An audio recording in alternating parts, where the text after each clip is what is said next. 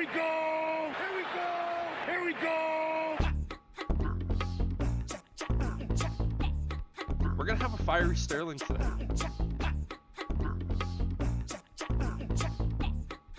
Well, no, you just have a big old air horn, and anytime a Packers fan tries to talk, you just hit the button and drown them out. Like, no, I can't hear you. Go Bears. It's basically the la la la la la la la. Yeah, exactly. Right? You don't even have to live there. You can do it from here. Just remote control everything.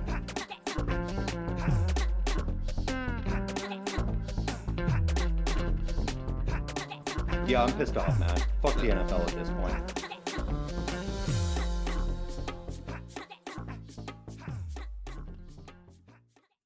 How's it going, everybody? Welcome to the 1IQ Football Talk podcast, and joining you here on another Saturday, Brendan and Sterling. My buddy, how are you doing today?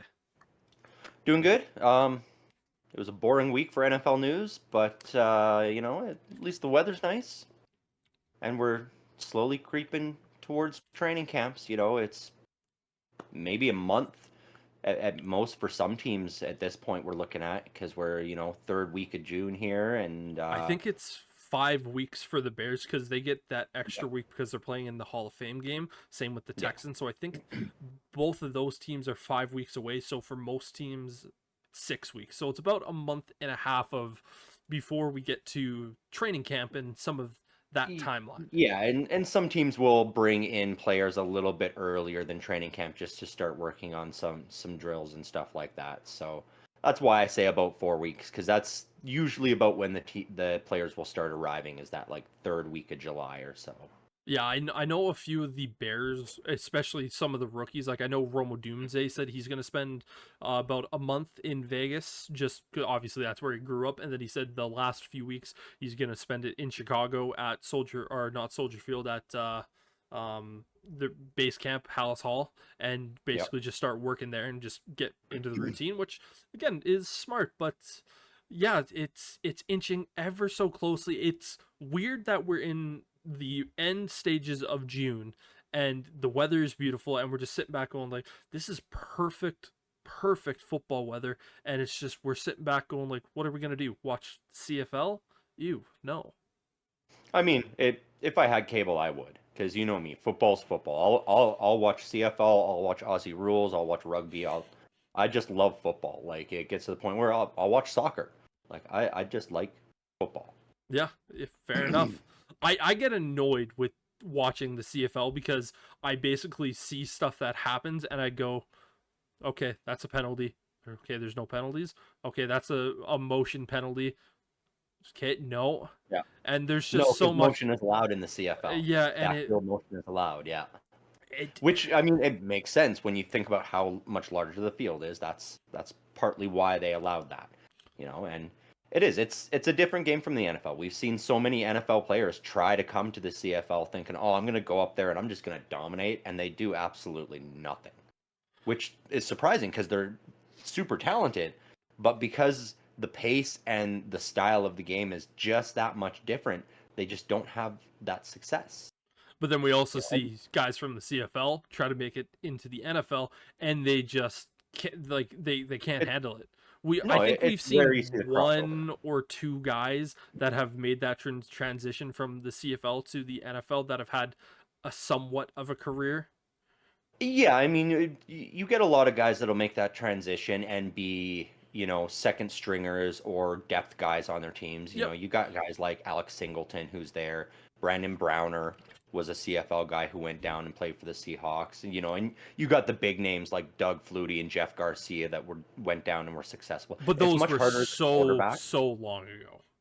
It was long ago. It's much more difficult as a quarterback because we see more of the small stature quarterbacks come to the CFL, and they don't translate over to the NFL as well. It's a lot more of the defensive players that I've been seeing lately that make that transition from CFL to NFL, because you tackle. You go out there and you tackle the guy. As long as you don't hit him in the head or break his knee, you're good. See ball, go get ball. That's essentially what the CFL defense is. It's just see ball, go get ball. It's classic water boy strategy, and yeah. But again, for me, I've always just said I don't understand why we have two different games. Just like I can understand some variations of the rules, like the USFL and the XFL before it had that merger had some variations of rules. That's fine. I still think the CFL should change to a 4-down league and shrink the fields and just have it one simple thing, because you can have more players in that situation make that transition. And yeah, Yeah, I think ultimately the CFL just needs to look at doing away with their Canadian um requirements, because you have to have it's something like 80% Canadian players on the team, and I think that hurts it. And I think the other reason it's so much different is because it was the first evolution of rugby towards what we know now as yes, American football. You know, like it went from rugby into the CFL first, and then the NFL took from that and turned it into what we know now as American football. So I think that's why there's still so many elements of rugby that are still in there, and because it's such an old league, they have that hesitancy to change they the want to history. stay in tradition as opposed to trying to Exactly. modernize.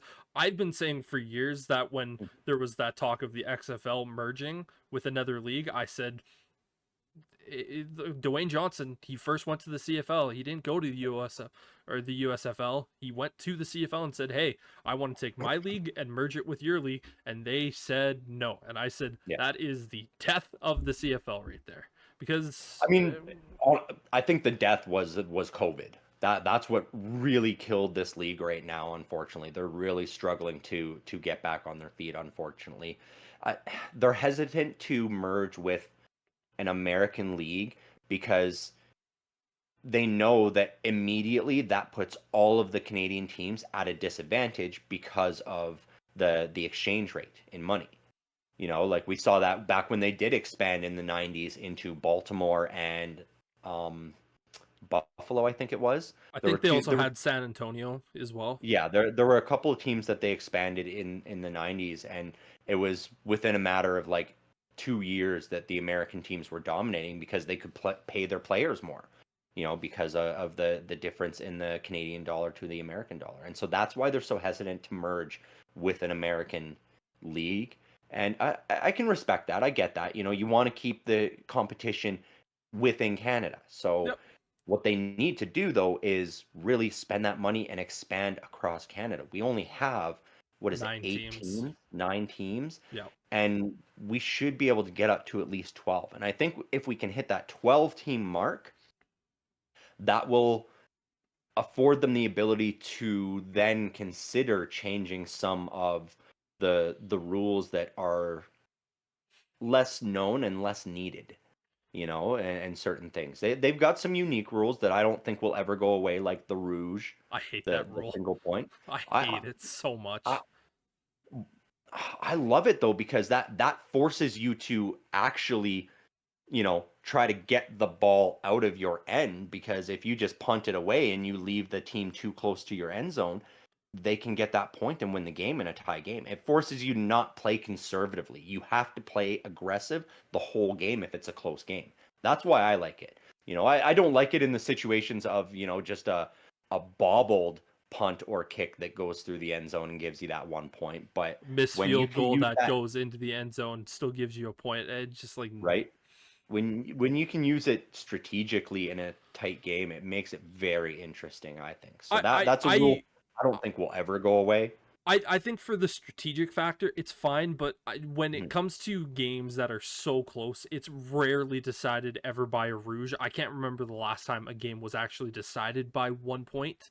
And Yeah. so for me, I just look at it, I go, if we are in some of those strategies, it makes it really exciting. But for me, just the lack of actually seeing some of those in the game itself, I just sit back and I go, man, like it just feels like a participation trophy point.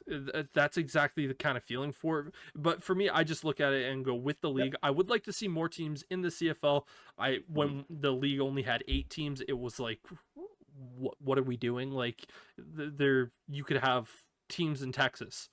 Yeah. Like Texas could have their own league and have more than 8 teams. So there needs to be more, but I think with the XFL merging or the USFL merging with the CFL, what that allows it to do is bring in more money for the Canadian teams because they're going to be getting that ESPN deals coming towards it. And, Fox, I know Fox does a lot of the coverage for it. So it's, well, boom, you get Fox coming in and covering these games, which is going to boost the revenue. And I know that a lot of those UFL games were actually doing better ratings wise than what we've seen from some of the CFL games this year. And I just think that boosts it just a little bit more. So it gets more money into the pockets, obviously the league revenue. And I still think there are some rules, for instance, like the Canadian teams having a certain amount of Canadian players. The only change there is that some of the American teams are going to have Canadian players. And maybe instead of like the 80%, it's like 40% of every team has to have Canadians on there just to make it something like that, just to kind of go around that route. And I think that would be interesting thing to see for some of these American teams. Yeah, I think so too. I think another route that would work would just be we've talked about the multiple tiered league system in North America for football. I think that would be a good option if they opt to go that route and just have it be the lower class tier. It's if you're getting relegated, you're getting relegated to the CFL, and those CFL teams, the champion gets to move up, and things like that. So that would be a unique way to do it as well. Yeah, definitely having like the USFL and the CFL kind of do it like that type of system. I don't think that could ever work with the NFL just because of the way it's currently set up. But yeah, with those two leagues for sure. Exactly. It wouldn't include the NFL, and I think it would be those two leagues, and we would need a third league in there as well, maybe the European league, but that makes it tougher as well because then you've got that travel overseas. Well, I know the Mexican league is a thing. It's not necessarily high up, but you could have it essentially be USFL, the CFL, and then the Mexican league. I think the Mexican league has 6 to 10 teams around that range, and I know that in Mexico it is actually becoming a lot more. We're seeing games being played in Mexico City. We've been seeing that over the last couple of years. Well, boom, I think we just solved the lower tier football issue right there. Boom. Right? Yeah. Like that would be the way to do it. But again, that would require the CFL to adopt the universal American football rules that we see and we know and shrink their football fields down. So yeah, I think there's too much pride with those Canadian teams and the history there right now. But if they're staring down the barrel of bankruptcy, then they might decide to change their tune because that's, 160-year-old league that they would be letting die if they choose to just go into bankruptcy as opposed to continuing on with some of merging with another team. Make those changes, modernize. It might just be time, unfortunately. Yeah, and for me, the biggest reason why I've always been hesitant with the CFL, and because the CFL obviously sets the standard for junior Canadian football as well. So for the development, it's always the 3 down. And I look at it, I go, how are we expecting our youth to try to make that transition from, say, going in from peewee to bantam to then high school football and then to college? And there's a lot of youth that'll go, I want to play in the CFL one day, I want to play in the NFL one day. And unfortunately, the avenue for them to go throughout the CFL system, it doesn't set them up to get into an NFL ready system unless they are just the freakish of the freakish. Obviously, we've seen Chase Claypool, we've seen Chuba Hubbard, Javon Holland, but it's very, very rare that we're seeing a lot of these top end guys that are, able to go out there and really make that impact from this Canadian level unless they are down there in the States. Because I know N'Keal Harry, another Canadian boy born in Toronto, but he grew up in Arizona. It's one of those things where it's like, okay, he spent his first few years in Canada where he was born. He's Canadian. That's what his passport is. But he grew up in America. And we don't look at N'Keal Harry and say, oh, he's anything special. But you know what? He got that opportunity to train with that. And for me, that's the biggest gripe that I have with the CFL is going, you are not allowing your youth to be set up to potentially get to that next level league. And we talk about the world of FIFA and soccer. There's so much emphasis here in Canada that we want to get a team that makes it to, the FIFA World Cup and competes. And it's like, we're trying to do so much. And it's like, Why aren't we doing that with football? Like Yeah. we have one of the biggest leagues in the world in the NFL, and we're not preparing the youth to get there.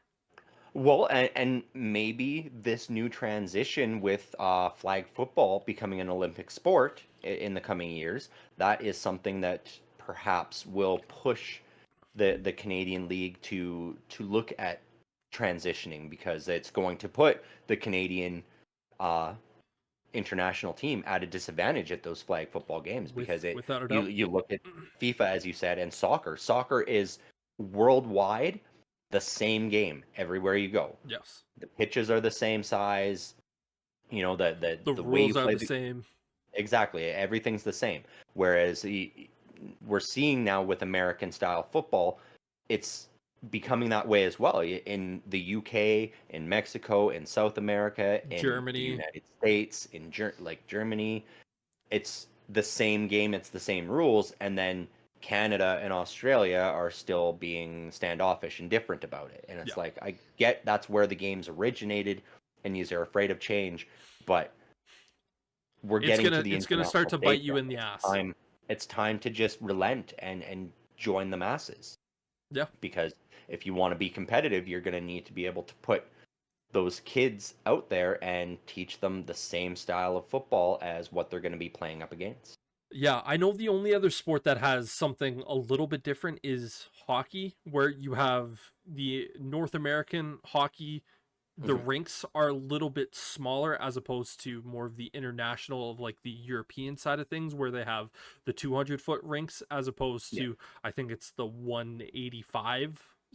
Right, that's a very small difference, though, I find. Yeah. And that extra space, if I'm not mistaken, is all sort of behind the nets. It's at the ends, Yeah, and so, it's like, to the sides and yeah, towards the end, so it shrinks it in the NHL a little bit. And I know a lot of the NHL players, when they go onto those, they feel like there's just too much space as opposed, and some of the yeah, international guys, they almost feel a little bit claustrophobic. But it's such a small change that players, after the first period of playing, they're used to it at that point, as opposed to yeah, like an NFL player going up to the CFL and going, he basically has an entire football length of a field in between sidelines.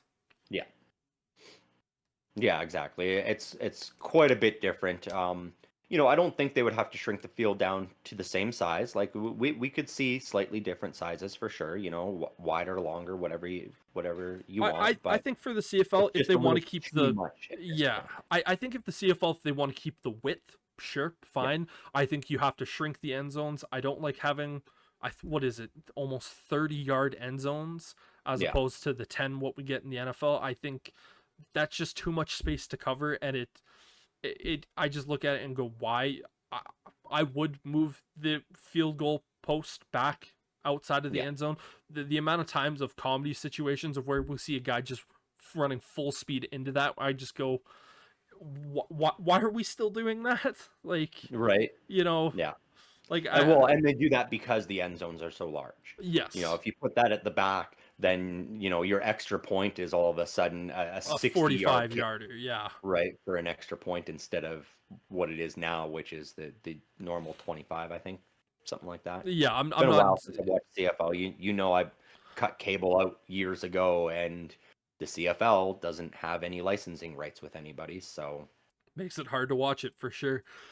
right. But that is not actually the conversation that we came into today expecting. That was just one of the things that just kind of got rolling off the top of the head. But if you watched our podcast last week, one of the things that we had a brief discussion about was our philosophy on coaches, and particularly the head coaches. And if you've watched us a bunch in the past, you know that realistically we have a lot of similarities in the things that we're looking for in the coaches. But myself, I am more leaning towards a head coach should realistically be in this department as opposed to this department, and you are a little bit more open-minded about certain style of coaches. And we've never really properly sat down and flushed out. I know you and I have talked about this in Mhm. our off time, but we've never actually done it in a system like this. For me, I don't like defensive coordinators becoming head coaches. I don't love defensive minded or defensive philosophy head coaches in today's NFL, mostly because I just don't think it works. And I think it's something in today's modern NFL that if you have a defensive minded head coach, you are putting yourself at an all-time disadvantage. And for yourself, you are more in agreement with that offensive minded guys are typically doing better in today's NFL, but Yeah. you are more inclined to, if it's the right fit, then sure. Yeah, and that's just it. Like in today's NFL, because it is such an offensive league, you know, they're handcuffing the defense every season more and more and more. It makes it difficult. So yeah, the offensive coordinators becoming head coaches are having more success currently. Um, but for me, it's always been more of I want to know the guy as opposed to what his philosophies were. You know, I'm more about what does he bring in a leadership role as opposed to what does he bring in his playbook. Yeah, and for me, I obviously I want a good, intelligent head coach that has the right philosophies. I just want him to be an offensive lenient guy or more on the offensive side of the ball because again, like what you said, is that it's such an offensive league that it makes it so tough with so much changing that I really just look at it and I go, if you're a defensive minded head coach, I genuinely don't think there's any defensive minded head coach that is out there right now today that is going to win a Super Bowl. I think every defensive minded head coach in the league will not win a Super Bowl, including my Chicago Bears with Matt Eberflus. I do not think the Bears will win a Super Bowl with Matt Eberflus as their head coach. And mostly because I think you're just going to have too much changeover because let's say this year with the Bears, and I'm going to use the Bears as an example because they are a fairly good example. They have a team that on paper is looks like they're going to be a playoff team, and there are people that have talked about the Bears potentially. Why can't they go to a Super Bowl this year? They have the defense, they have the offensive pieces there, and I sit back and I go, okay, I'm not going to say the Bears are going to make it to the Super Bowl. I'm saying and thinking they're going to make the playoffs.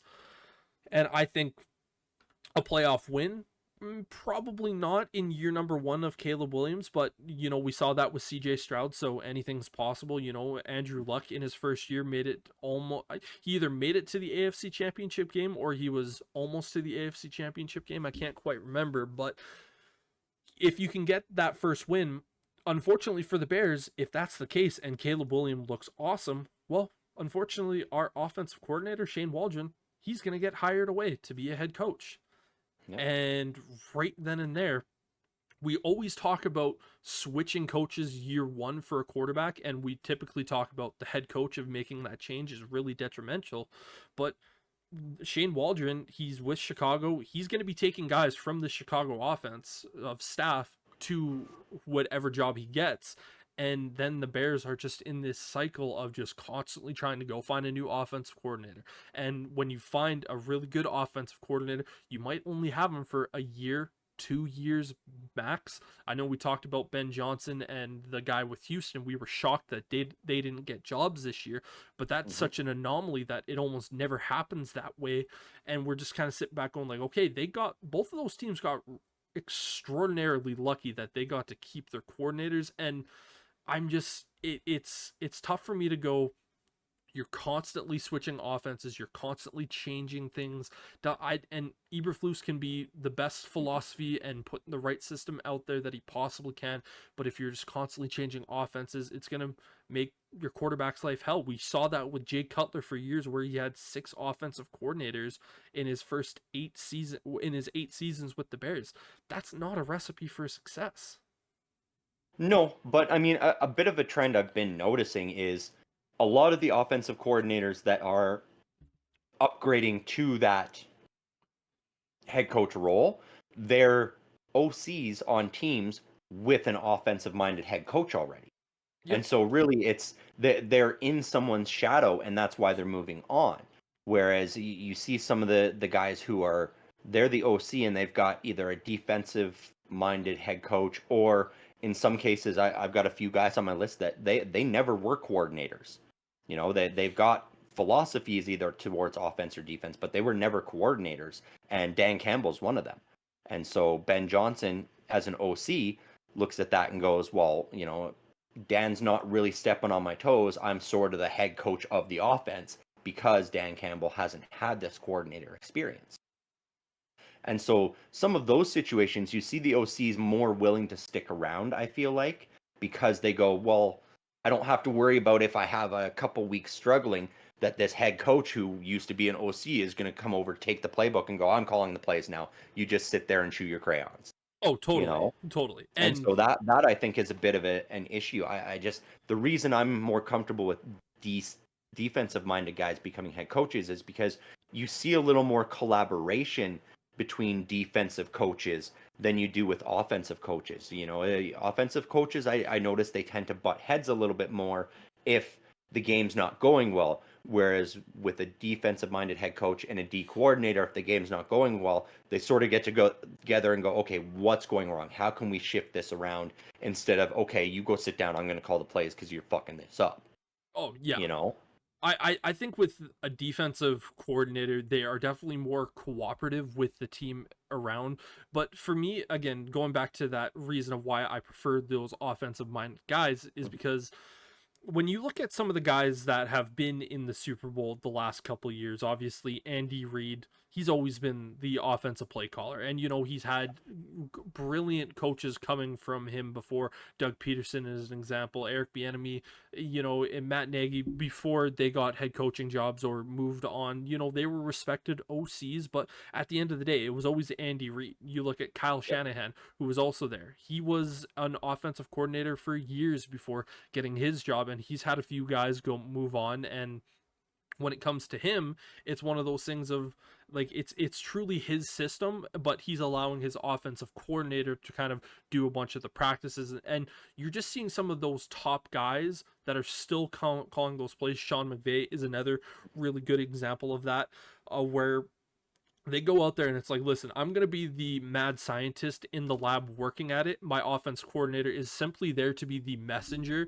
to get everything there and to help teach that philosophy and move it forward.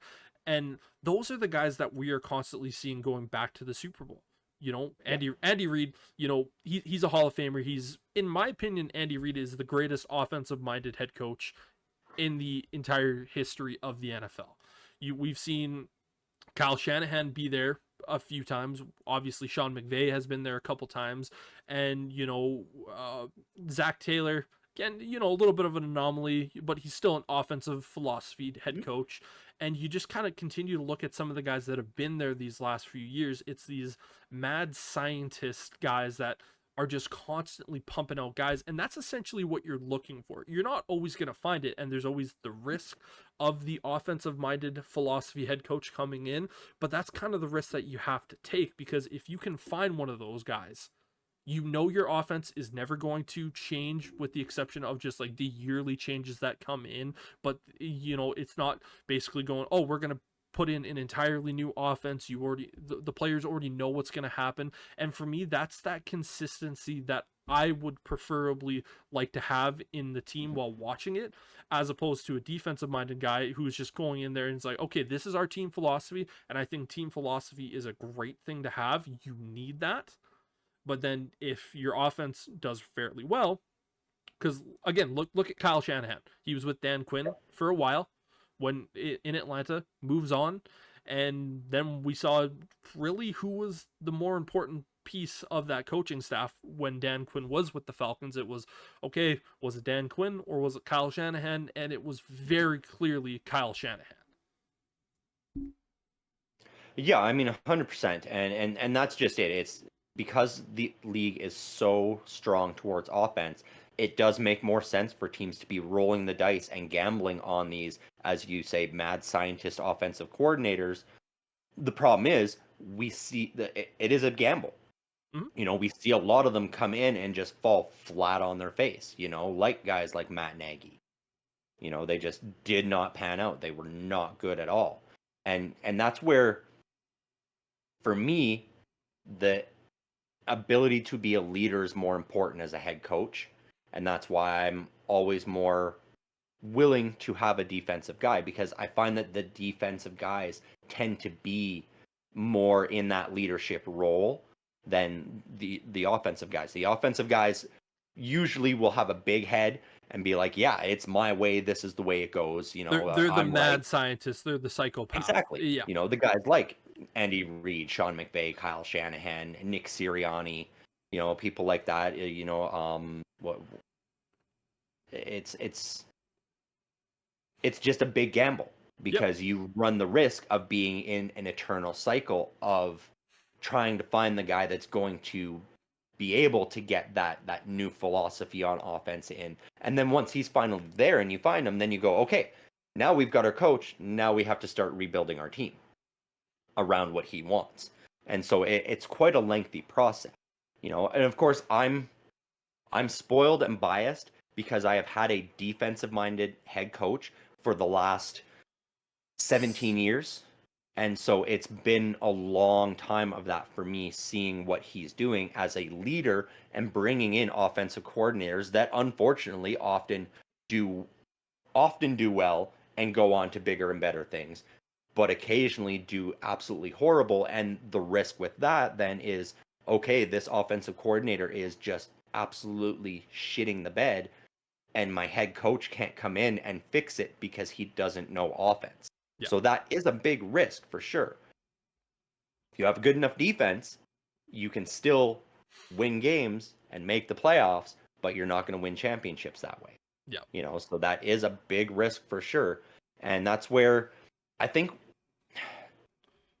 the team that finally steps up and makes the shift and goes towards like a multi-head coach faceted system where or just get rid of that head coach position and you've got your OC and your DC and these are your head coaches.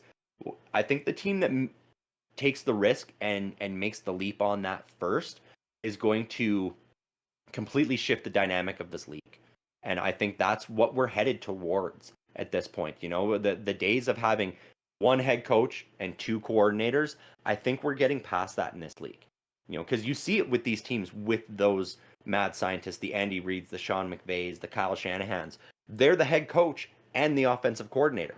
They'll bring in an OC, and sure, that guy might, help run the practices and things like that, but he's more of an offensive, not so much coordinator, but an advisor. He's a messenger boy.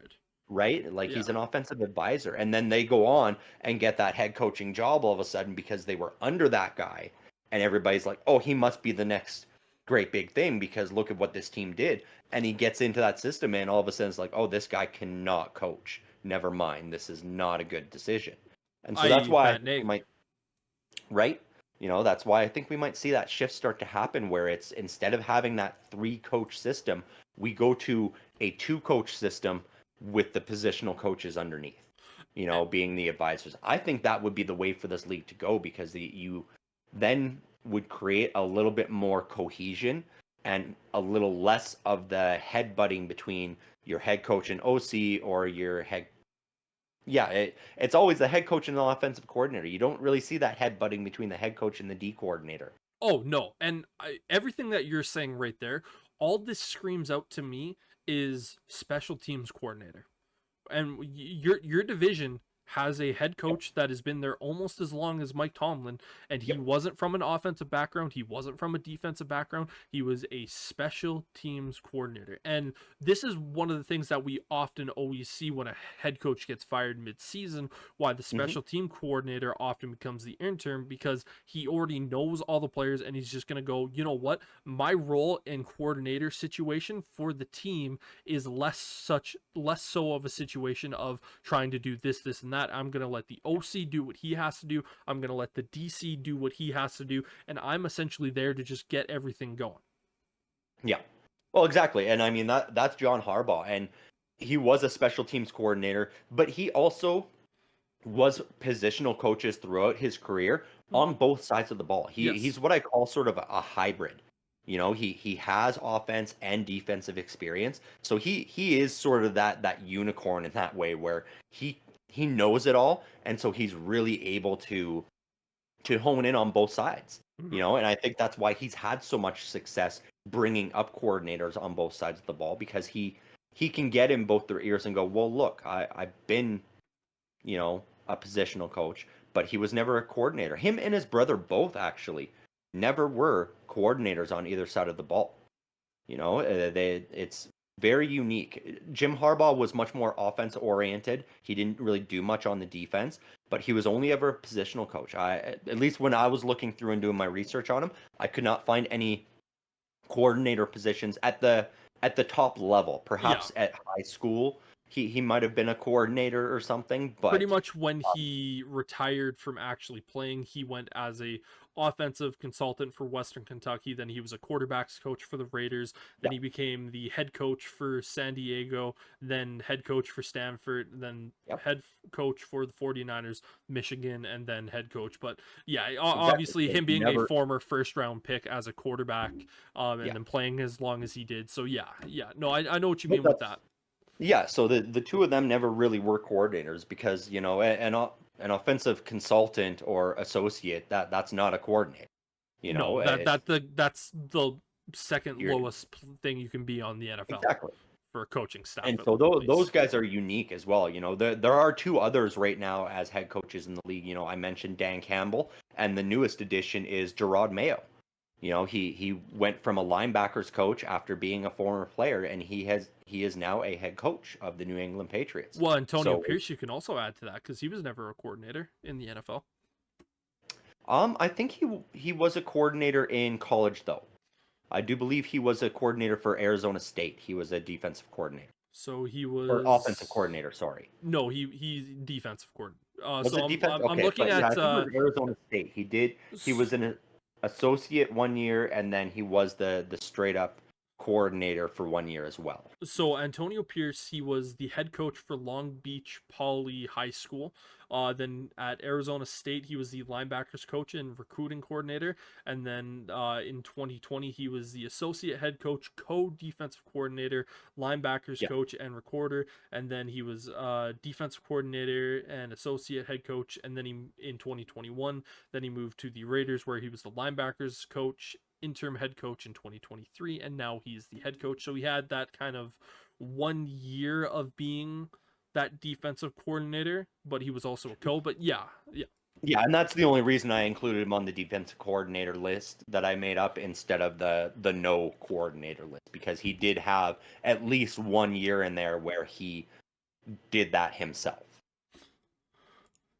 yeah. I just look at him and I go, that 1 year at Arizona State, the defensive coordinator, but yeah, I do know exactly what you mean. Gerard Mayo essentially retired from the Patriots and said, I want to be your coach. He was their linebackers coach Yeah, from 2019 to 2023, and then he's now their head coach. So exactly. exactly. And And Dan so, Campbell was never, he was an associate head coach, but but never nothing a coordinator. Yeah, exactly. but again, more of an offensive minded guy. And so we've got four of those guys in the league right now.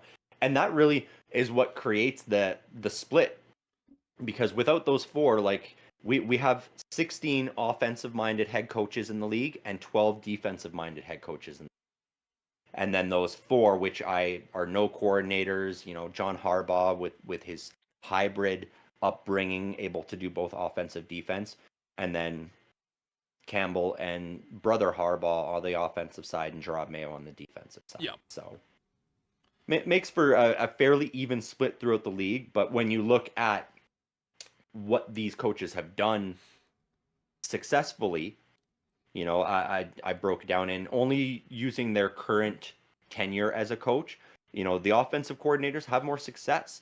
There's 4 Super Bowls and what 4, 6, 8, 10 conference championships on the offensive side of the ball, and only one on the defensive side of the ball, and that's a long time ago. Mike Tomlin, 1 Super Bowl and 2 AFC titles, and that's it for the defensive side of the ball. With John Harbaugh, you can flip flop him on either side. He's the only one in that no coordinator group that's done anything. But yeah, for recent history, it definitely is more that OC that is getting the job done in that head coaching role. Yeah, the last defensive-minded philosophy head coach that won a Super Bowl that wasn't named Bill Belichick, and the only reason I named Bill Belichick is because Yep. he had a Hall of Fame quarterback in Tom Brady, Mhm. who happened to be Pete Carroll with Russell Wilson. Russell Yep. Wilson, I think that was year 2 of Russell Wilson. It was either year 2 or year 3, but he's the last defensive philosophy-minded head coach to win. That's not named Bill Belichick, and the only reason and other than that, looking before that, just going, who was the last defensive minded head coach to win with a quarterback that wasn't a Super Bowl before that? Without a Hall of Fame quarterback, I should say. Just kind of Yep. looking through this: Ravens, Packers, New Orleans. No, it was Mike Tomlin. But then again, you could say that Ben Roethlisberger is a Hall of Fame quarterback. He will be a Hall of Fame quarterback at some Yeah. point. You know, he's not yet, but he will be. But I mean, that being said, we don't often see guys who don't become Hall of Fame quarterbacks winning championships either. Well, There's a few here Yeah. and there sprinkled in, but the vast majority end up being superstar players that will, at some point in time or another, become a Hall of Famer. Yeah, and the only reason why I make that distinction with I you know what, I shouldn't say Hall of Famer, I should maybe say greatest of all time for Bill Belichick, because what Tom Brady did over his career, we can talk about it for hours and hours and hours and hours, and I make that distinction of, without Bill Belichick, or without Tom Brady being with Bill Belichick, we saw what Bill Belichick was. Bill Belichick right now is winning very much off, away from football, dating a 24-year-old, which I think is hilarious. Yeah, that's an interesting one for sure. I'll give him that. He's what, 72, dating a 24-year-old. It's a little bit bizarre. Yeah, when she was so she would have been born in 2000. So Yep. he would have had 2 Super Bowls in his career, because he won one with, I forget, it might have been the Giants when he was a assistant coach with them, because I know he Yep. technically has 8 Super Bowl or 7 Super Bowl rings. He would have won his first Super Bowl ring when he was a head coach in 2002, when Yep. she was 2 years old, and by the time she was a teenager, so let's just say 2018, he might have had, what, 6 Super Bowl rings. Yeah. Absolutely insanity. Yeah. But that is what it is, I mean, Bill Belichick will go down as one of the best coaches of all time, but there needs to be that asterisk beside him, because without Tom Brady, I don't think he would have won all those championships. I think a lot of people realize he would not have won all those championships. Yep. Without Tom Brady, Peyton Manning or Ben Roethlisberger likely more are the guys winning championships. all those championships for all those years. Yeah. Well, you just look at what, and again, today I was talking with some family about this. It was just like the actual impact of what Tom Brady did, because Tom Brady, he is 46 years old, and when you look at Tom Brady today, he looks like a supermodel. And it's hilarious to think about what he looked like coming out of the draft all the way back in 1999, and you look at Yep. the shots from here to here, and you're like, okay, which one is younger? And most people are probably going to go, this guy looks like a little bit older, but he's in a lot better shape, but they're probably similar age. It's like, no, well, this is Tom Brady when he was 22, and this is Tom Brady when he's 46. And people, Mhm. if they don't know anything about football, they'd go, well, okay then. And he did everything right, where he said, Yeah. I'm a 6th round pick. I know a lot of these guys in this range don't have long careers, so I'm not just aiming to be a starting quarterback for a year or 2. I'm going to get the best nutritionists and trainers out there to keep my body right.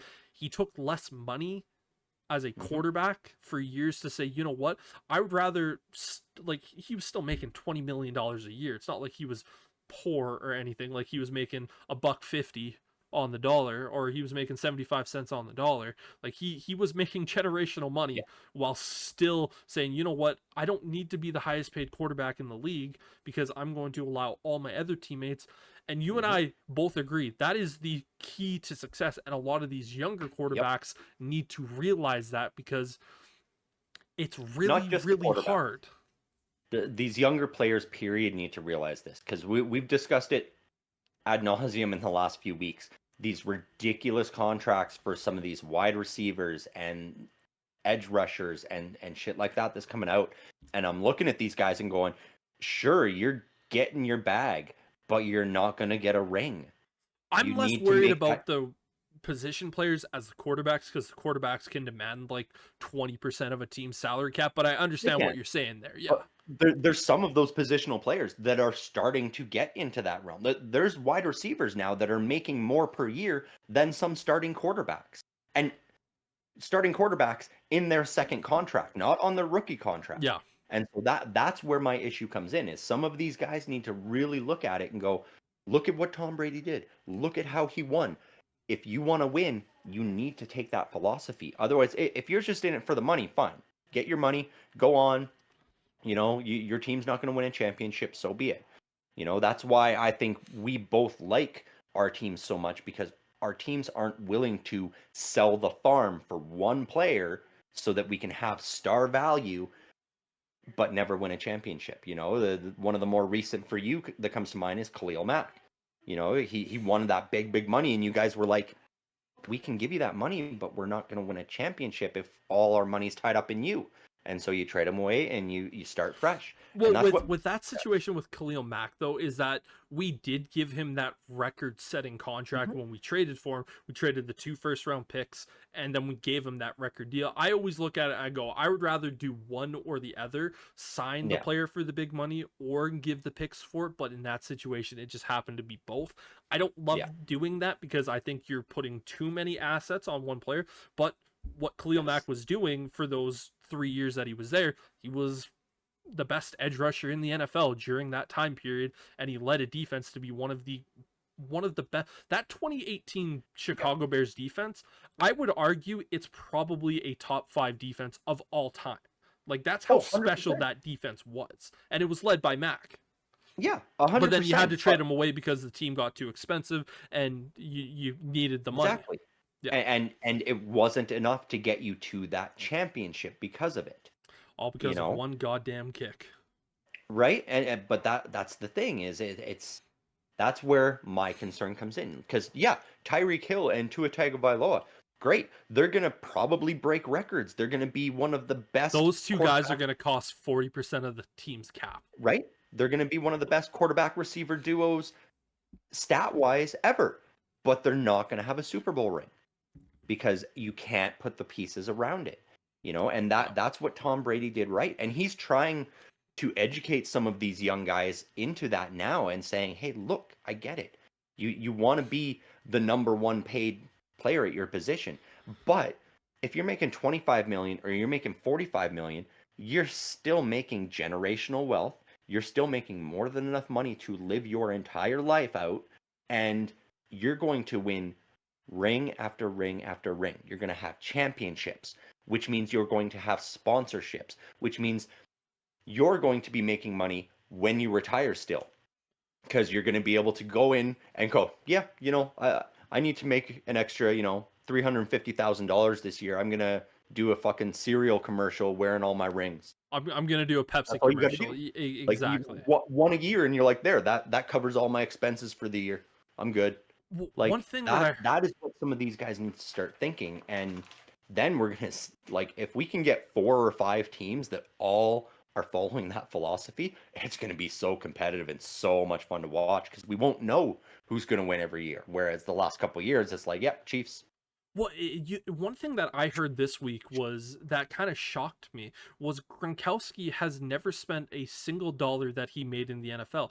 Every bit of money that he has ever spent while being a Mhm. professional athlete has come off of endorsement deals. And I sit back and I go, if Gronk understands this, then Yeah. how are there so many other guys that don't necessarily understand that. And it's like, this is one of the things that I really, really hope, and I actually have faith in Caleb Williams, is because he's kind of already done that with NIL, where it's always Yep. been like, you know what, like I'm supporting my teammates, and he's already starting foundation.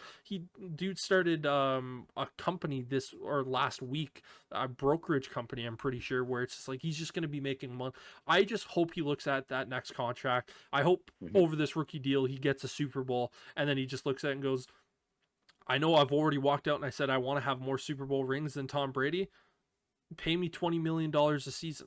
That's by the time that contract rolls around in 4 years, if he says to the Bears, pay me $20 million a season and make sure that Romo Dunze gets this big contract because I want to keep him around and keep a bunch of other players around, I'm going to sit back and I just hope he goes down that road. I really hope he does.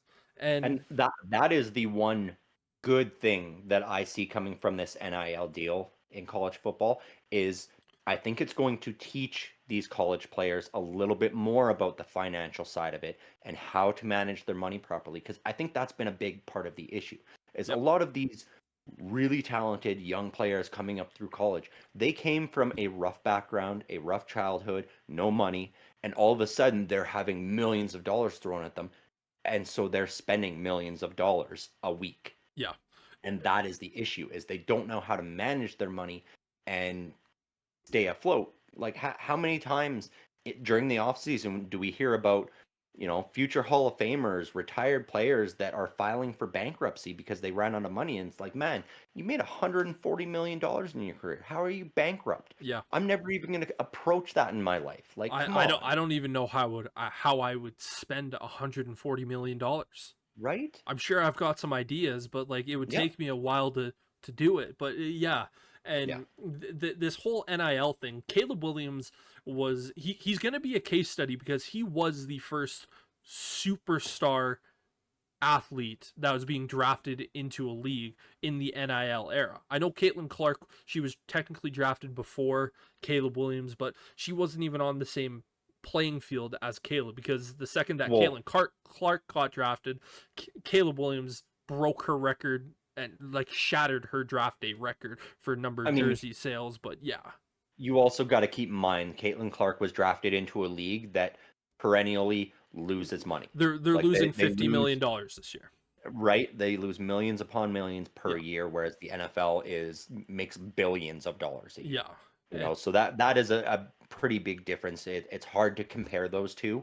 The only reason I make the comparison is because Caitlin Clark in college was kind of she was a superstar at her sport, and now she got drafted, and so but Caleb Williams is the true first superstar athlete in a league of where it's like, okay, he made $10 million last year as a college athlete, so he was making more money than a bunch of guys that are currently on the roster, and he was just a college athlete, and so that we're going to start to see some of these guys like Archie Manning is going to be a big one when he gets drafted. It's like, okay, we know you came from wealth being from the Manning family, but how did you handle this and that? It's going to be a big thing that is talked about with these younger superstars because again, CJ Stroud and Bryce Young the year before, they were part of the NIL, but they weren't making nearly as much as some of these other guys. No, they were sort of early days NIL, just the beginning whispers of it. But even CJ Stroud is another one who has stated he plans to take less money and follow that Tom Brady philosophy to try and keep a good team around him and be successful for years to come. And I hope we see more of that as a result of this NIL. I think what the NIL is going to do in college football is it's going to end up leveling the playing field for a lot of these teams because the big spending teams, the big market schools, the Bamas, the Oklahomas, the Floridas, they're all going to start throwing all this money around and they're going to get good players, but bad attitudes. Yes. And you're going to see the smart players start going to some of these smaller schools or the medium-sized schools and go, well, look, you can't pay me as much, but you're going to teach me more and you're going to help me succeed for the next 35 years instead of for the next 3 years. Yeah, I think NIL in college, I think for these next 5 years, it's going to be a very, very bumpy road because Yes. it's a completely new thing that has to be figured out. And I think I've always been stating I think college athletes should be paid, especially if they're in the, college football or college basketball, because those make so much money that Yeah. it was a joke that you're looking at them going like, "Oh, we know we're making billions of dollars off of you guys, but you don't deserve money." It's like I'm not saying they need to be paid $100 million for playing for your school, but hell, if he wants to go do a commercial for Dr. Pepper, let him go do a Right. commercial for Dr. Pepper. If he wants to sign an autograph for $50, let him do it. You don't need to suspend these guys. If a dude wants to go make money off of YouTube, like destroying that whole story with destroying, it sickened me because he's a Yeah. college kicker, goes out there is making YouTube videos on kicking a football, and the NCAA goes, well, you can't actually do this because it's your job. There are guys that work in coding, for instance, that can go make a YouTube channel about coding, make make money doing that, and no college is going to go, oh, you shouldn't be doing that. They're going to be rewarded. And finally, when NIL came in, it was like, good, good. I Well, do I think mean, there is going to be a salary cap that eventually comes in, and where a team, not necessarily a salary cap, but it's going to be a situation where it's going to be no team can give more than this yes. allotted amount of money in NIL to their current players. There's nothing to say that that player can't make more than that just off of their name, image, and likeness, but you can't look at a player, and let's just use for an example Archie Manning. Yeah. Florida State can't look at Archie Manning and say, we're going to pay you $3 million to come play for us. I do feel like it is going to eventually get to that route where the NCAA goes, you have, every team has $40 million that they can spend. That's all you can use. You can't go more. If you go more than that, you're going to be fined heavily. It is going to get down to that point. Obviously, we're not going to get salary caps of like hundreds of millions of dollars. No, But no. yeah, At least I hope not. We shouldn't see that happen in college. But yeah, I think you're right. That's eventually what's going to happen. And sorry, I was laughing while you were talking because I was just imagining that South Park episode of Cartman going to the Colorado University and going, "So how do you get away with not paying your student athletes?" oh, student athletes, yes. Obviously, we're not going to say some of the other things that are part of that scene Oh hell no! because, Oh hell no! yeah, We're smarter than that. we're not monetized yet, but we don't need any of those But things of getting. I mean, even going back to you mentioning that, the colleges fining the players or suspending them and stuff, like even like you can use yourself as an example. We started this podcast while you were still going to school for broadcasting. And so Yeah, imagine your school going, "Oh, you're doing a podcast where you're utilizing the skills that we're teaching you, and that's not allowed. We're gonna have to take away your degree now because of that or some shit." And it's the same sort of thing. It's just bogus yeah, that teams were that colleges were doing that. They were butthurt because the players were out there finding ways to make money for themselves because in some cases they couldn't afford to live. Like they were Reggie Bush. our athletes living on ramen noodles in a friggin' basement suite, you Like know? just look at Reggie Bush. They took his Yeah. Heisman away because he took money from someone so that he could go get food. It's Yeah. like, thank God they gave him that Heisman trophy back, because to me, I've been saying for years, I was like, once NIL, like, you can actually start paying these players, you need to instantly give Reggie Bush his Heisman back, because that is the biggest joke, and it took them a Yeah. lot longer than it should have. I thought it should have been, okay, we're allowed to pay players, and hey, Reggie Bush, here's your Heisman back. We sorry. Right? But he got it back, thank goodness.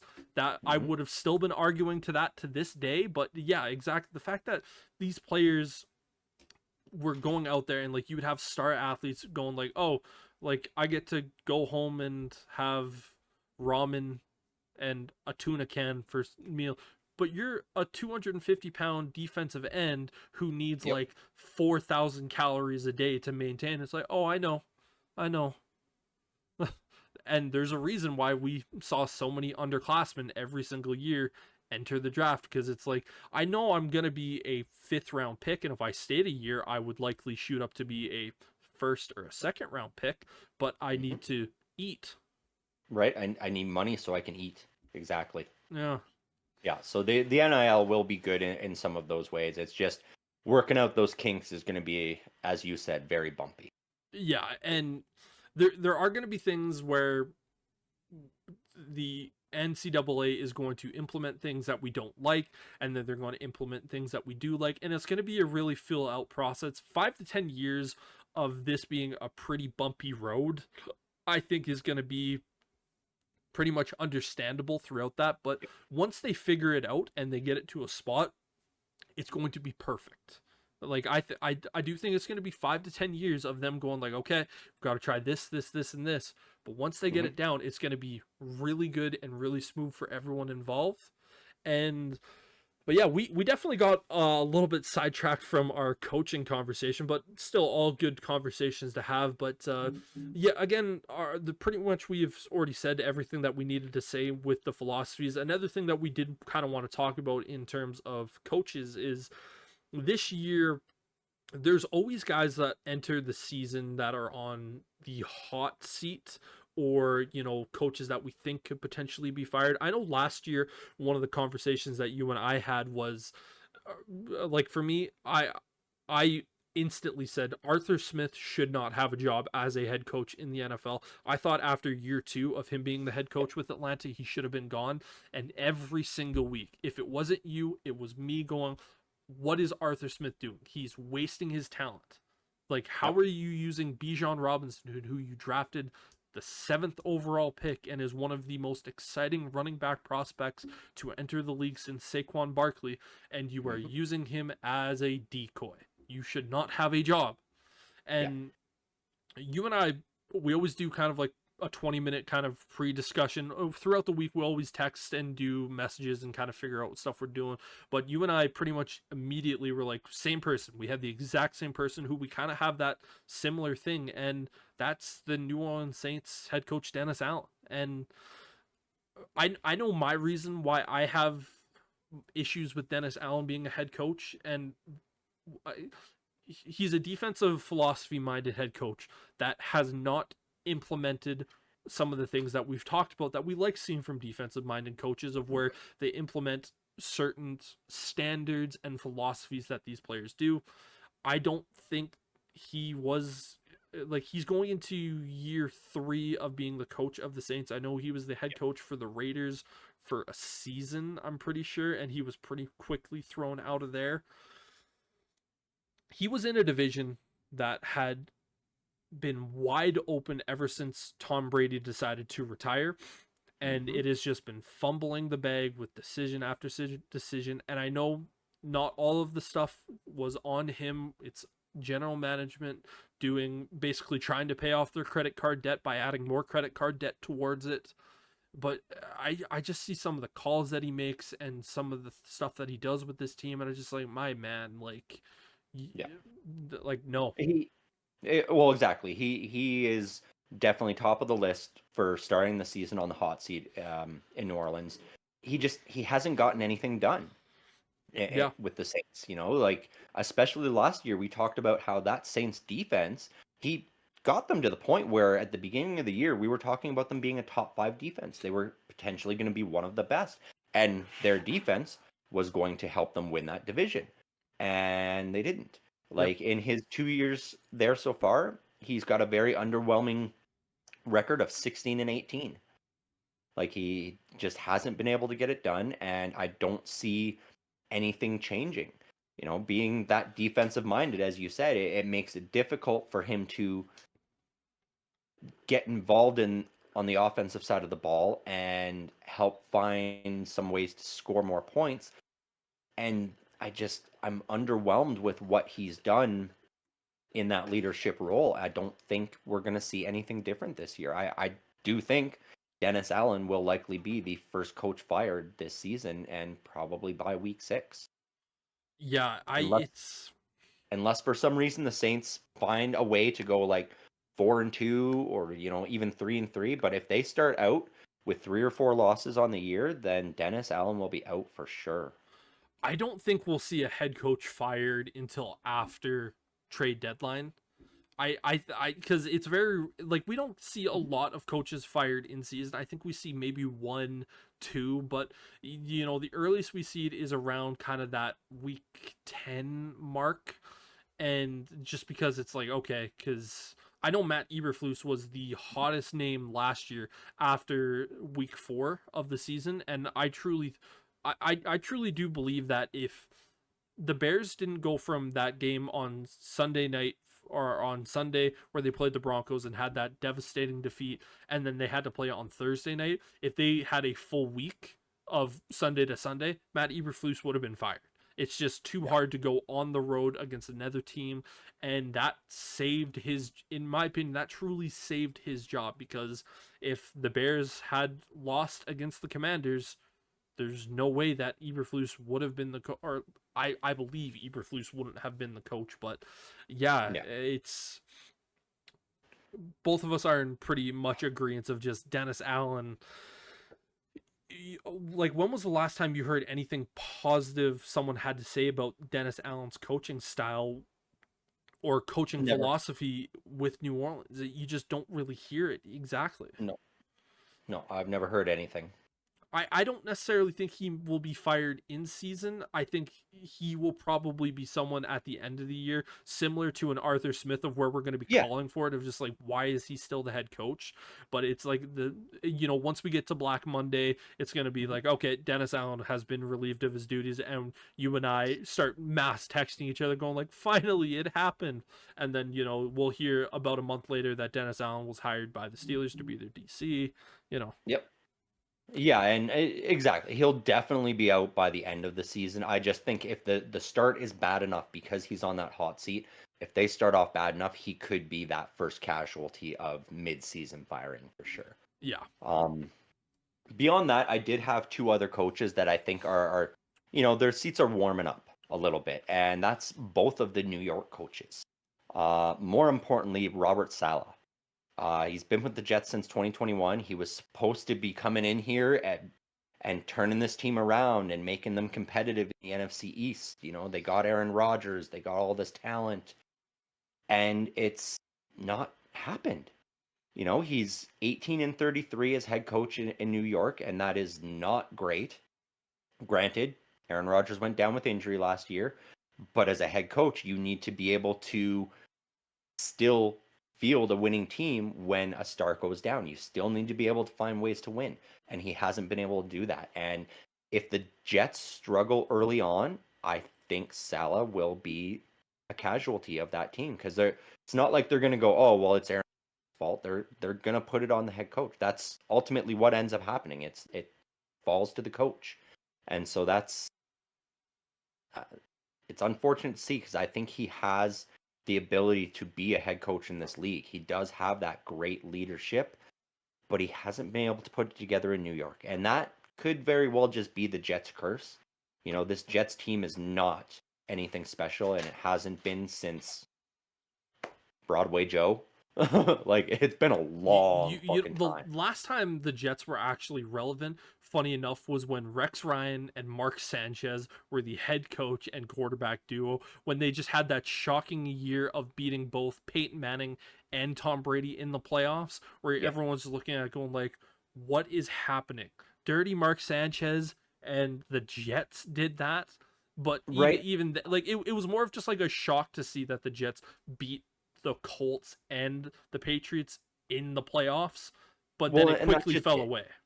We always see a one-off team have a good year just randomly out of the blue without that star power. Yes. The Jets have done it, the Browns have done it. Like, we're going to see teams do that throughout the years. It will always happen. It's the fact that they reach that high and then they fall off a cliff. That's what always happens with those teams, and the Jets are one of those teams. Like, yeah, they're going to be able to put something together magically on occasion. It's building for the 1 year as opposed to building for the consecutive years. Even then, I wouldn't even consider that year that they did that as a build for that 1 year. That was just We they got were shit ass rolling lucky. D20s. Yeah. They were playing Madden and they were rolling D20s. Exactly. Yeah.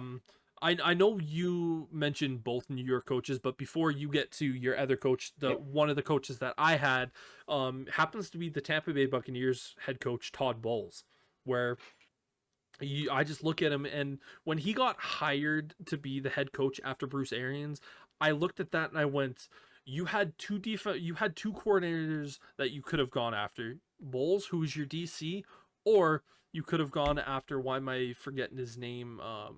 He was their OC. He's the guy that you wanted the Steelers to bring in, and Oh, yes, Byron Leftwich. yes, thank you, Byron Leftwich. And I looked at that situation. I went, would I rather have Brian Leftwich, who worked with Tom Brady and was fairly good, and Brady really liked him?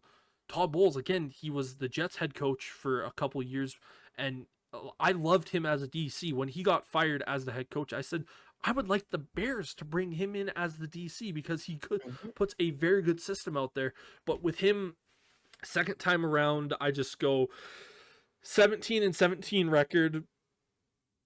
That division should be easy for the taking for them, and it has been these last couple of years. And now with Atlanta, new quarterback, new head coach, everyone's expecting Atlanta, but if they're not at least competitive with Atlanta this season, then I think it should be a pretty easy situation to move on from Bowles, just because what has he done over his last two times being a head coach? He doesn't inspire confidence. Yeah, sure, he's 500 as a time being the head coach of the Buccaneers, but you know me, 500 is not good enough. It's No. either be the worst team in the league or be one of the best teams in the league. Don't sit in 500. That stuff, unless it's one of those things of where you were the worst team in the league last year and then you moved to that 500, that shows that you are building, but not constantly staying there. If you're not first, you're last. Exactly. Go Right? Ricky Bobby. Exactly.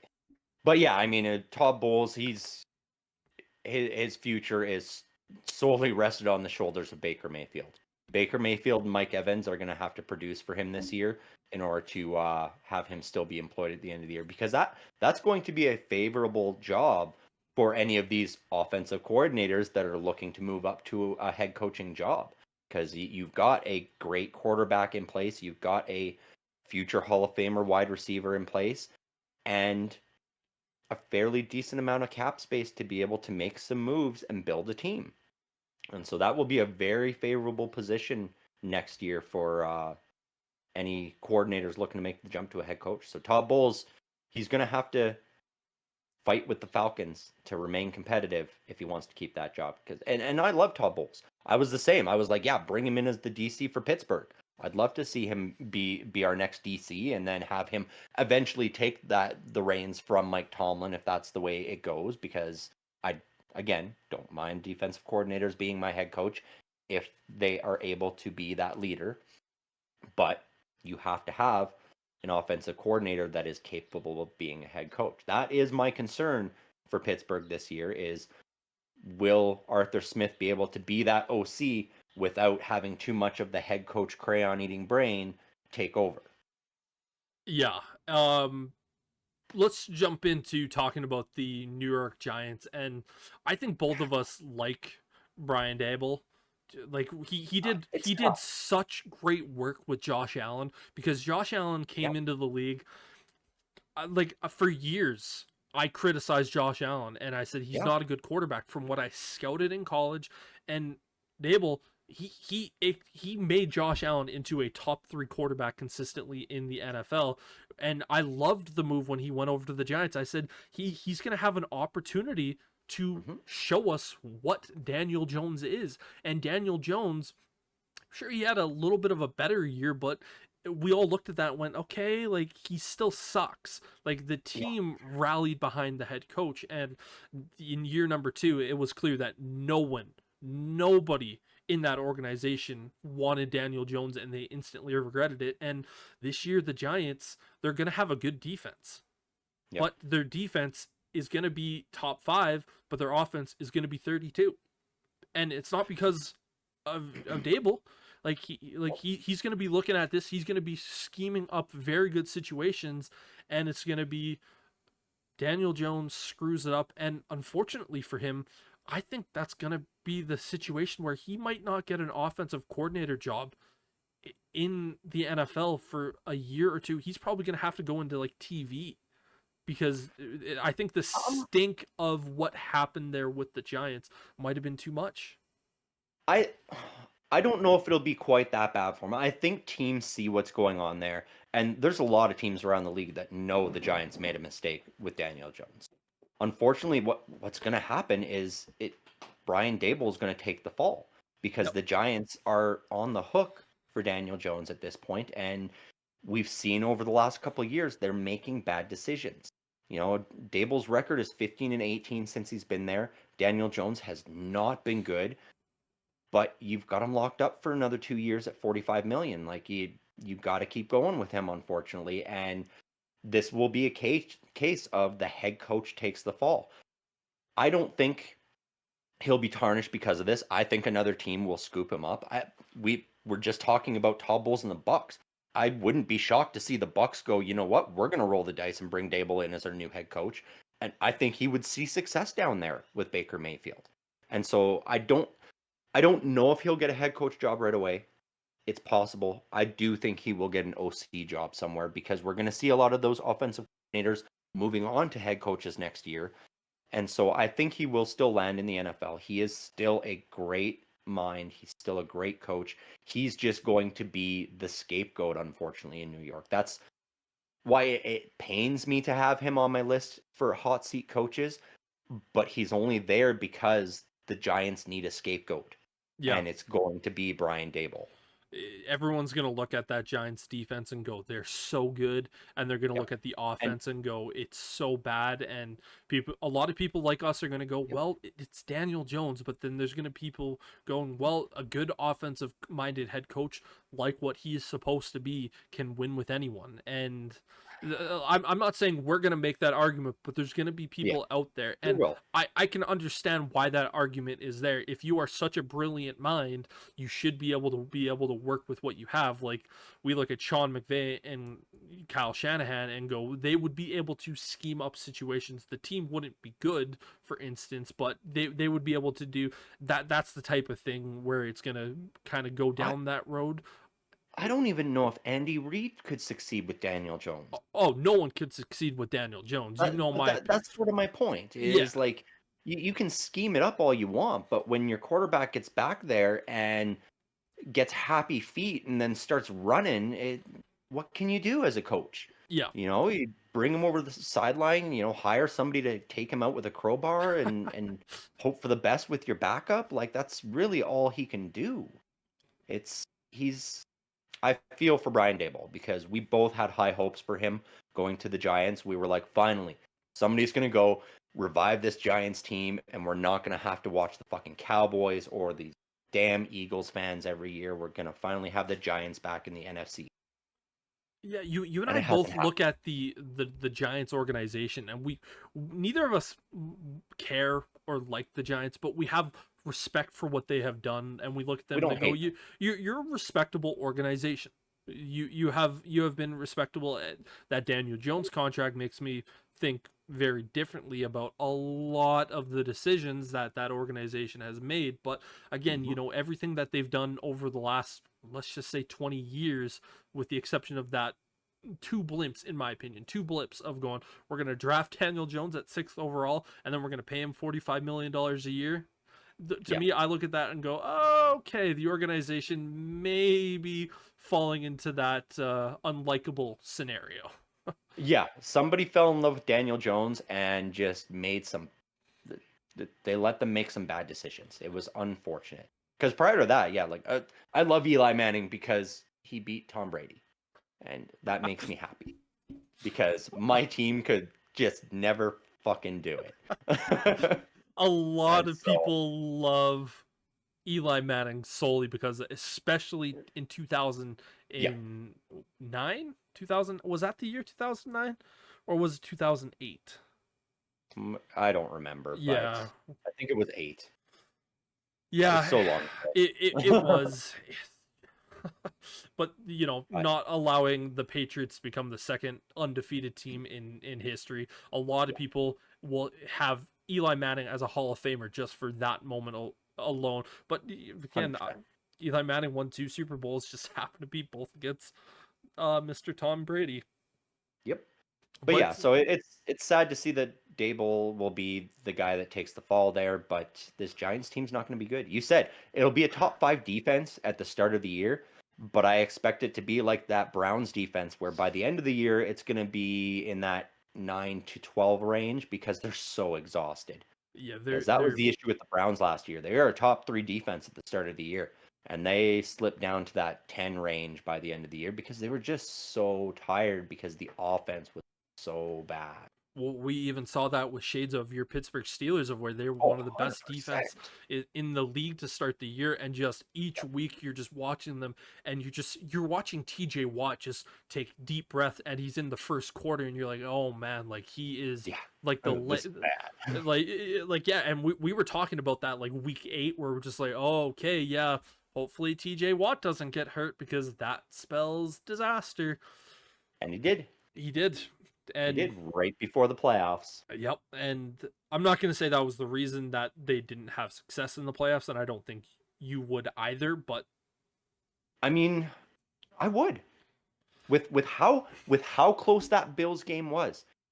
Remember how many times in his career so far, TJ Watt, it's one play and he turns the dynamic of a game and he shifts the score by 14 points with one play because he stops the other team from scoring and allows your team to do it. And so yeah, that's what I mean is all if TJ Watt was in, I'm not saying it would have happened. I'm saying TJ Watt being in there, it could he have happened. has the You know ability that to change a game. I get what you're exactly. saying. I Instead just of don't think Josh that. Allen getting that Yeah, 35-yard run, it's TJ Watt gets him from behind and Josh Allen fumbles it.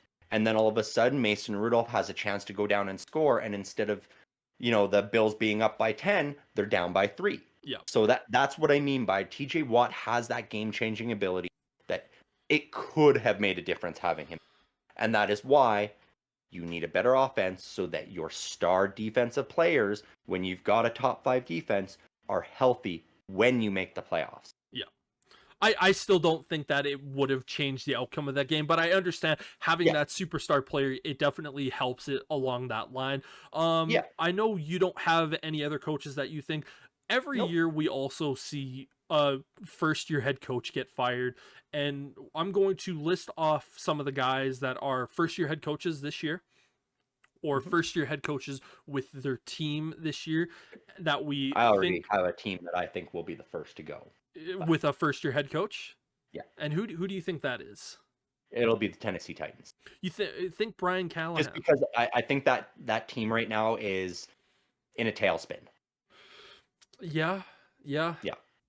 Callahan. And for me, the other head coaches, Dan Quinn, obviously he was the head coach of the Falcons for years. I don't think he's going to, because he got that 4-year contract with Washington. I think they're at least going to give him Yeah. at least 2 seasons to try to figure some stuff out. Mike McDonald, I'll talk about him in a brief little bit. Gerard Mayo, he's not going to be let go year number 1. They're not Robert going to. Kraft loves him. Yeah, it's not going to be a situation where he goes. Jim Harbaugh is not going anywhere. The team could lose 17 games this year. He's still going to be the head coach. And then we also have Dave Canellis with the Panthers. He, to me, feels a little bit solely because of the organization as opposed to the head coach. And the Yes. last head coach that was hired was Raheem Morris, the Atlanta Falcons. This is another guy where I could potentially see him coming in, and if the Falcons, let's just say the Falcons win 7 games this year, I'm not saying that I could see the Falcons organizations fire him, but I could very easily see the ownership group saying all the management staff is gone, and I'm going to basically just say, you know what, the coaching staff is gone. He's another guy that I could see he unfortunately would be a casualty of war, and unfortunately for Morris, comes from that defensive background, which is a situation that could be a little bit tough. But the reason why I paused with Mike Macdonald is because he's kind of in that same situation as Raheem Morris, of where the team that he's going to is, I'm not going to say good, but they are a decent team. I don't think the Seahawks, I know last week when we were talking about the NFC teams, you will hold the Seahawks a little bit of a higher standard than what I do. I think for him, he might be a little bit over. I think Mike Macdonald, he's going to fall into that Matt Eberflus era of where his first year, he's going to struggle with the media because, again, Matt Nagy or Matt Eberflus was a brilliant defensive-minded guy, and we know that Eberflus, the second that he got back with the defense and was calling the plays, he was brilliant. The defense instantly changed into being what we see the Chicago Bears defense be. But I think Macdonald, a lot of people are gonna be calling for him this year. He's going to be kept around because the Seahawks organization is not going to fire him after a 7-9 year. I think that's where the Seahawks are probably going to be, just with some of the offensive guys there. But he to me, Mike Macdonald is going to be Matt Eberflus. He's essentially going to be Matt Eberflus 2.0. And where he's going to be respected, he's going to build a phenomenal culture. Obviously, the Ravens defense had a phenomenal culture when he was the head coach or a defensive coordinator there. You're just not ever going to win with him. And I know people are going to sit back and say, you think the Bears can win the next few years, but you don't want the Bears to fire Eberflus after this season. Then why do you? Because I don't want to see that. The only person that I would like to see the Bears fire Eberflus for would be Ben Johnson. But again, I would rather not have that same trajectory of a coach come, first year quarterback, coach gets fired, next year this, and that, and painful. But yeah, Macdonald feels like he's going to be the next Matt Eberflus, of where the defense and the culture is going to be great, but there's always going to be the question about the offense. Well, yeah, and in his first year, there will be that struggle. I think what he's going to need to do and what Seattle needs to do is they're going to have to find an offensive coordinator that is going to be able to get things going, because they lost their OC to your Bears in Shane Waldron. Yep. And so they're starting fresh there too. So, I mean, they're probably hoping they can catch lightning in a bottle. I think Macdonald is going to be a good head coach. He does have that poise and that leadership ability about him. I think he is one of those ones that does have the potential to be a successful defensive-minded head coach. It will take a few years. You're not going to get that right away. The only reason Mike Tomlin got that right away is because he inherited Bill Cowher's team, which was a phenomenal team. And he went to the Super Bowl almost immediately. Exactly. And so that's the thing, is he's not inheriting that good team. He is inheriting the potential for a good team. They went out there, they got Sam Howell, who is going to sit a year behind Geno Smith and learn. And so if things progress well and the management and ownership do a good job and do right by Macdonald in Seattle, which this organization has shown in the past, they are capable of building solid teams, and especially solid defensive-minded teams. They could be competitive. It's going to be hard to win a championship. It is. They're not going to win a championship. Yeah. That's fair. Right now, no. I mean, you got the Chiefs, you've got the Eagles, you've got the 49ers. Like, those are the big three. The Rams. The what? You got the Rams right there in that division as well. I mean, within that division, that is where Seattle is still super competitive. They're one of those teams that is gritty and hard and tough in their own division. And so, even against the Niners and the Rams, I said it last week, I think they'll split those series with them because they are so hard to play in Seattle. And so they'll be able to pull wins out against those teams. It's just, will they be good enough to make the playoffs in year one with Macdonald? No. By year two, it depends on what the rest of that division does, honestly. What happens with the 49ers as they start to enter cap hell? What happens with the Cardinals next year with their draft? What happens with the Rams and their aging quarterback situation. So there is potential there for this Seahawks team over the next 3 years to rise to the top of that division if the other teams don't have perfect off seasons. Yeah, I just to me, there's not a single defensive philosophy minded head coach currently that is a head coach Mhm. in the NFL that I believe is going to be able to win a Super Bowl. Because you look at Andy Reid, you look at the AFC, everyone has to go through Andy Reid and Patrick Mahomes. And we all truly believe that it's going to be a three-peat this year. It's going to be really, really hard to beat the Yep. Chiefs. And then you look at that NFC side, well, you have Nick Sirianni, you have Sean McVay, you have Kyle Shanahan. Mhm. Fortunately, I really hate saying this, but you also have why am I forgetting his name? Uh, Packers head coach. Matt LaFleur. Thank you. Yeah, it's painful, but yet like he's like all these guys are offensive minded guys, and you just continue to go down there. I think you look at Buffalo. I know with Sean McDermott, defensive minded guy. Once he gets to the playoffs against these other teams, we've seen what happens. And I, they I want to put this out there. If the league would crack down and start calling offensive holding in the playoffs the same way they do during the regular season, these defensive minded head coaches and these defensive teams would have more success. The issue is we get to the playoffs and all of a sudden the flags stop coming out on offensive holding. And it is frustrating to see. You look at that Super Bowl last year and there was at least 6 times where the Chiefs should have been flagged for offensive holding. yeah, Like you could also say that with the flagrant 49ers as well. flagrant holding. And that's the thing is, like these little like minor ones, it's like, okay, I get not one, but flagrant holding where you're literally wrapping the guy up and taking the being that is a problem in this league right now Mhm. because these defenses are getting their teams to the playoffs because they're so good at getting that pressure and the O linemen can't handle it. And then once they're in the playoffs, the refs are like, oh, well, they need to protect their quarterbacks somehow. We can't just call every hold. And it's like, fine, don't call every hold, but call some of them. Yeah, and That that, I will that is say an this issue. about the Chiefs is that the 49ers also had some Yep, and they do. it goes both ways. So if it's It going both does. ways for both teams, I'm more understanding with it. But I agree. Like it needs to be consistent from preseason, regular season, playoffs, Super Bowl. It needs to be the exact same game.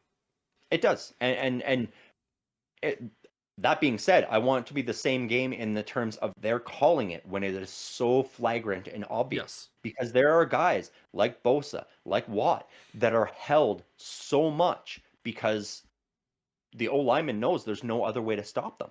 Yep. And it's not right that those calls aren't being made. I agree. And that is where I would like to see them shift back and start giving some of the credit back to that defense because it's an offensive minded league right now, but a lot of that is because they're not calling those offensive penalties when they need to. I agree to an extent. I think I mean, maybe not a lot of that, but some of it. yeah, Yeah. that's why I say I agree to an extent. I think Yeah. the reason why the league is so offensive oriented is because obviously there have been a lot of things going in towards protection, and neither of us are going to be angry with trying to make the game safer, but it still needs to be a physical game. I think you and I differ on the liking of the banning of the hip drop tackle. I We do. think I think that one is a little much. I look at it and go, you're really taking out a thing for defense. I don't necessarily like it, but I still think defensive players should be able to tackle guys. I don't think it's dirty. I just think it's a way for players to get guys down who are, for instance, if you're a corner going up against a tight end, you Yep. need to have some of these things. I understand why they're trying to make it safer, but I also look at it and go, it's a physical game. You're not going to look at boxing and say you can't throw a liver punch because it could hurt the guy's liver. Yeah. But No, but yeah, yeah, they need to offset this. Like I get yes, it, you're banning the hip drop, fine, but start calling some of these penalties because it's getting frustrating. But You know, that as a also guy who becomes the loves defense, question. you watch it all year long and you see these defensive teams win games because, they're getting those calls. So then the O lineman stops doing the holds and you start seeing those sacks. And a lot of the times these are clean sacks. They're clean hits. They're not hurting the quarterbacks anymore. They're doing their due diligence on defense to make sure they're protecting that player when they sack him. So why is that not continuing to the playoffs? Yeah. And I don't necessarily think that's something to do with the league itself. I think that comes down to the officials. And the officials need to become full-time employees with regular training and updating. For me, that I think that's less of a league issue of implementing these rules because that's what the rule is. It's the officials, and I think you and I both agree that there's been a big problem with the officiating crews these last couple of years. Yep. And where we look at it and go, a player like a defensive end is trying to go around the corner and he does this to a quarterback and he gets flagged for, not pass interference, but for Roughing the passer. roughing the passer. And it's going like he brushed his hand across the helmet. Like, are we penalizing a guy for that? Right. And then on the next series, you got a guy going and sliding down named Justin Fields who gets his head taken off and there's no flag for it. And that's where, and I think it is a league issue because they need to find a way, they need to change what's happening in terms of some of these officials need to be able to be fined. Oh, 100%. But I think also that- think that's why you make them full-time employees exactly. as opposed to more of what the part-time / freelancers that these guys are, of where it's like, okay, we're going to pay you for your game. You're going to make a pretty nice check while you're there.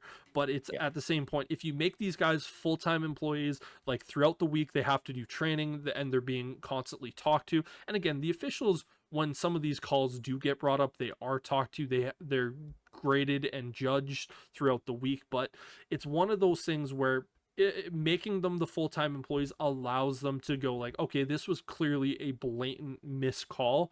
Like, you need to, and if we see this again, it's going to start affecting your pocket. And we know that once you get to the playoffs, it's based off of your determination of success in the regular season and all of that type of stuff. But it's a league issue for the reason of they're not making these guys full-time employees and they're not doing as much training and They're keeping not these able to guys hold them up. accountable. Exactly. Yeah. And both of us are in full agreements that the refs need to be better, but the NFL also needs to hold them accountable. And the best way to make them be accountable is to be full-time unionized employees within the NFL. Yeah.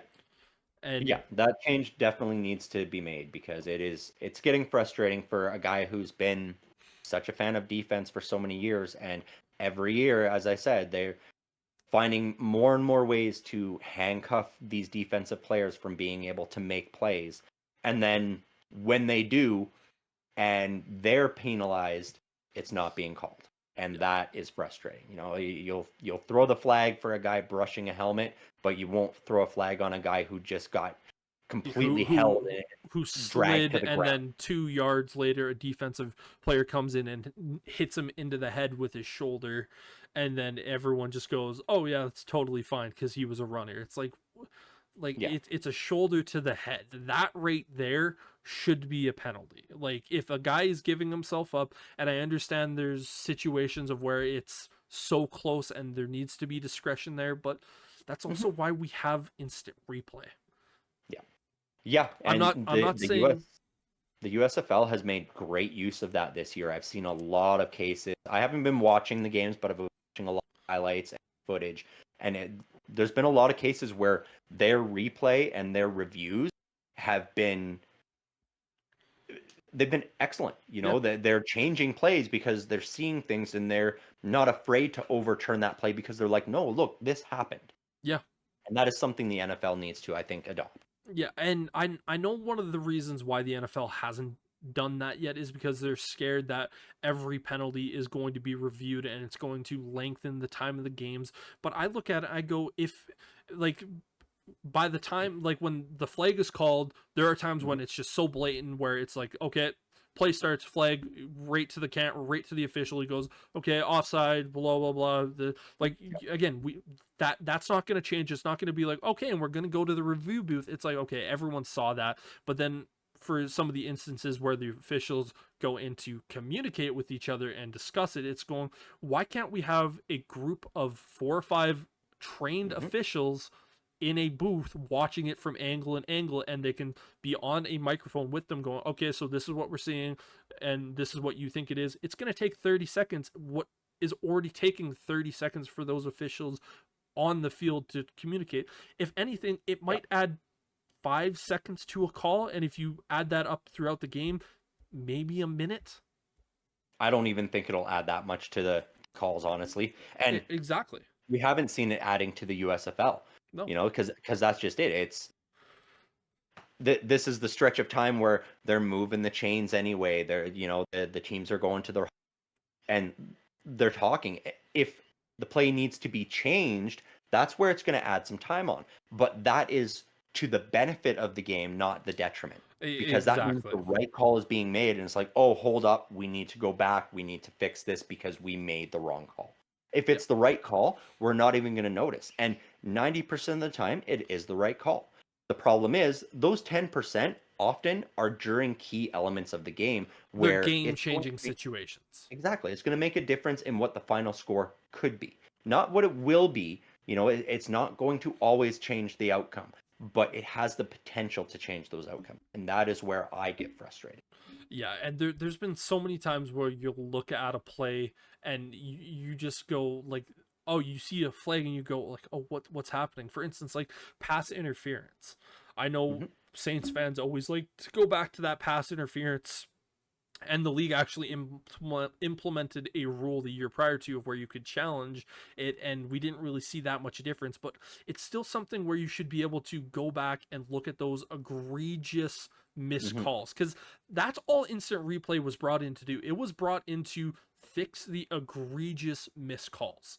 Like we saw it in the NHL playoffs a couple of days ago, or yesterday, where it was literal millimeters, and they brought that up on the broadcast where, you know, it's just been such a change of going from like, oh, like he was 5 feet across it and the official missed it, so we went back to look at that and review it, to now it's this, which I know frustrates some people because they think it takes time, but I would rather it be the right call and takes a few more extra seconds as opposed to watching a guy hit his pinky finger on a quarterback's helmet and it's going, oh, that's a penalty.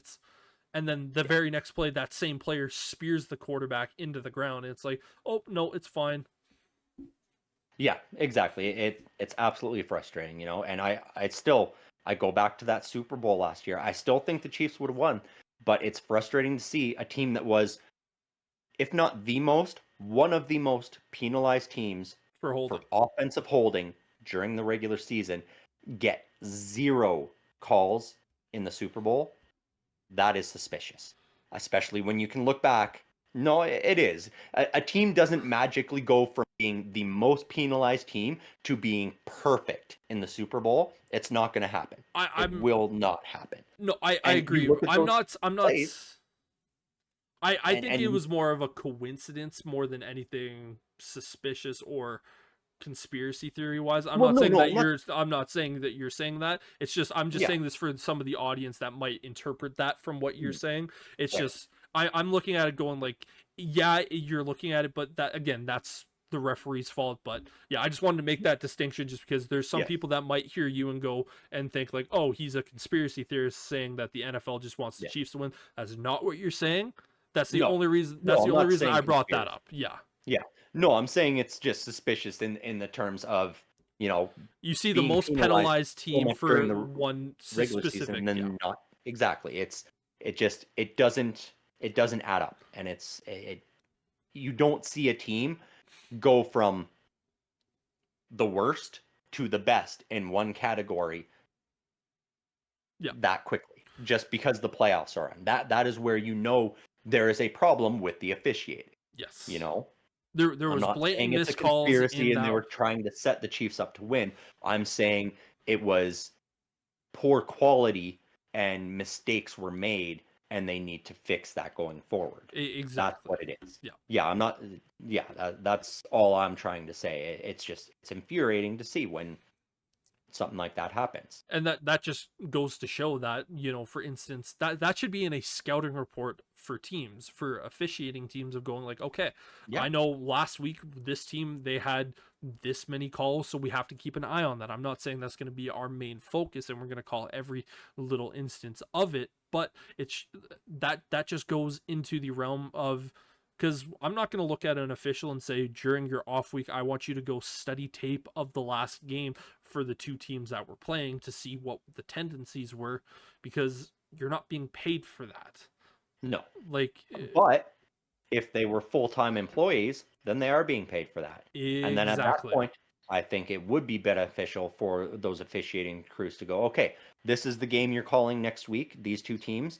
Here's, game tape from last week of both those two teams. They sit down for 45 minutes with this one, 45 minutes with that one. We're not going to show you you don't have to watch the whole, but we're going to show you the points where they were penalized and the points where calls were missed. Yep. You're going to watch these, you're going to see what the tendencies are, and you're going to make sure that you're watching for this the next week. Yeah. Well, That I think would be very beneficial. That's 2 hours of their time during the week to train for that. And honestly, even not as full-time employees, I don't see why a referee wouldn't want to be doing that and bettering themselves. That gives them the opportunity to increase their accuracy and efficiency, and therefore increase their odds of being selected for the crew to call the championship games or the Super Bowl. all comes down to money. Some of the But best if officials they're- that we've seen have moved to Mhm. TV because that's where the money is. But yeah, no, I completely agree with you. Why wouldn't that's they what I do mean, that? though. But they're not being paid for it. That's why. No, they're not being paid for that. But if they're, you're also not getting paid if you're not the referee for the championship game. If you're not the referee in the, you're not getting paid for those games. Yep. If you increase your accuracy throughout the rest of the season, then you increase your odds of being selected for those games, which means you are going to get paid for them. Yeah. Yeah, I'm not disagreeing with you. I'm just going from those guys. They're sitting Yeah. back going like, it would be like if your job asked you to go do this particular instance, like when we worked together, we had online training, and they always told us, go do this at home, and we all They still went, do. yeah. And I always said, why would I go do it at home? Well, because we'll pay you for the time that it could be. Like, oh yeah, sure, we'll pay you for that hour that it's going to take. But what if I don't want to do it on my own personal time? Why would I not do it on the company time? And that's what we all did, and that's what you still do to this day. Of if you're going to make me do this little bit of extra stuff, it's going to be on the company time and not on my free time. And so yeah, that's kind of what the officials think. Yep, and that's why we think they need to be full-time unionized employees. Exactly. Yeah. But this was a lovely discussion today. We actually had a few extra bits in there that we just kind of threw out there that were fun discussions. But unless you have anything else that you want to talk about, first, Sterling, I'm Brendan, and you're watching the 1IQ Football Talk podcast. Until next time, we say peace.